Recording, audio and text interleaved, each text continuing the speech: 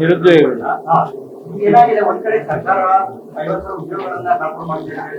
ನಾನು ನಿರುದ್ಯೋಗಿ ಯುವಕರಿಗೆ ನೀವೇನೀಗ ಪ್ರಶ್ನೆ ಕೇಳಿದ್ರಿ, ಬರೀ ಧಾರವಾಡದಲ್ಲಿ ಮಾಡೋದಲ್ಲ, ಇಡೀ ರಾಜ್ಯದಲ್ಲಿ ಇರ್ತಕ್ಕಂಥ ನಮ್ಮ ನಿರುದ್ಯೋಗಿಗಳು ಇವತ್ತು ಇಂಥ ಒಂದು ಕೆಟ್ಟ ಸರ್ಕಾರದ ವಿರುದ್ಧ ಇವತ್ತು ನೀವು ದೊಡ್ಡ ಮಟ್ಟದಲ್ಲಿ ಹೋರಾಟ ಪ್ರಾರಂಭ ಮಾಡಿದ್ರೆ ನಿಮ್ ಮುಂದಿನ ಭವಿಷ್ಯಕ್ಕೆ ಒಳ್ಳೇದಾಗ್ತದೆ ನನ್ನ ಅಭಿಪ್ರಾಯ.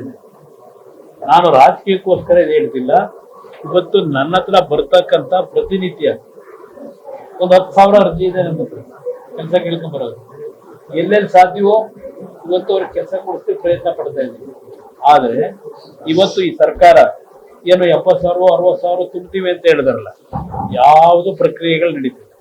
ಇವತ್ತು KPSC ಪತ್ರಿಕೆಗಳು ಪ್ರತಿನಿತ್ಯ ಬರೀತೀರಿ. ಯಾರಿನ್ ತಪ್ಪಾಗಿದೆ? ತಪ್ಪಾದವ್ರನ್ನ ಬಿಟ್ಬಿಟ್ಟಿದ್ದೀರಿ. ತಪ್ಪು ಮಾಡಿದವ್ರನ್ನ, ತಪ್ಪು ಮಾಡದೇ ಇದ್ದವ್ರನ್ನ ಮಾಡ್ತಾ ಇದ್ದೀರಿ. ಅದನ್ನ ಪ್ರೊಜೆಕ್ಷನ್ ಕೊಡ್ತಾ ಇದ್ದೀರಿ.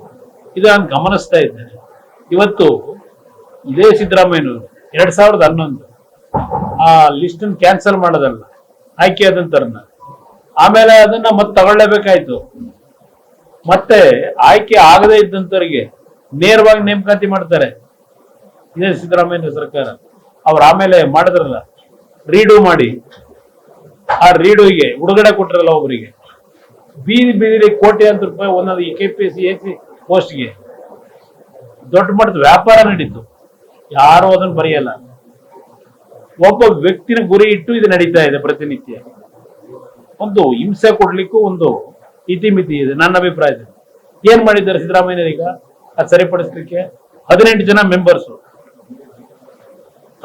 ಮೆಂಬರ್ಸ್ ಮಾಡಿ ಅದರಿಂದ ಉತ್ತಮವಾದಂತ ರೀತಿಯಲ್ಲಿ ಆಯ್ಕೆ ಆಗುತ್ತಾ?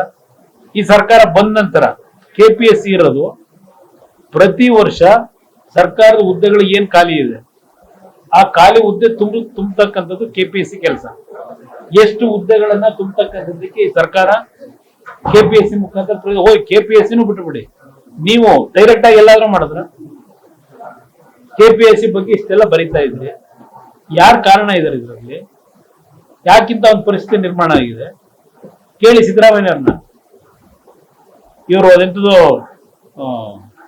ಕಮಿಟಿ ರಿಪೋರ್ಟ್ ನ ಜಾರಿಗೆ ತರ್ತೀವಿ ಅಂದ್ರಲ್ಲ, ಯಾವ ಛೋಟಾ ಕಮಿಟಿನೋ ಯಾವ್ದೋ ಕಮಿಟಿ ಎಂತ ಮರ್ತು ಬಿಟ್ಟೆ ಹೆಸರನ್ನ. ಇವತ್ತು ಎಲ್ಲಿಗೆ ತಂದ್ರು, ಏನ್ ಮಾಡಿದಾರೆ, ಏನು ಕ್ಲೀನ್ ಮಾಡಿದ್ರು? ಕ್ಲೀನ್ ಮಾಡ್ತೀವಿ ಅಂತ ಹೇಳಿದ್ರು 13ರಲ್ಲಿ. ಕ್ಲೀನ್ ಮಾಡೋದಿರ್ಲಿ, ತಗೊಂಡೋಗಿ ಕಸು ಗೊಬ್ಬರ ತುಂಬಿದ್ರೆ ಈಗ. ಅದರಿಂದ ನಮ್ಮ ನಿರುದ್ಯೋಗಿ ಯುವಕರಿಗೆ ಹೇಳೋದು, ಈ ರಾಜ್ಯದಲ್ಲಿ ಒಂದು ಪಾರದರ್ಶಕವಂತ ಆಡಳಿತ ಬರಬೇಕು ಅನ್ನೋದಿದ್ರೆ ಎದ್ದೇಳಿ. ಬರೀ ಧಾರವಾಡದಲ್ಲಿ ರೈತರು ನಮ್ಮ ಯುವಕರು ಪ್ರತಿಭಟನೆ ಮಾಡಿದ್ರೆ ಸಾಲದು.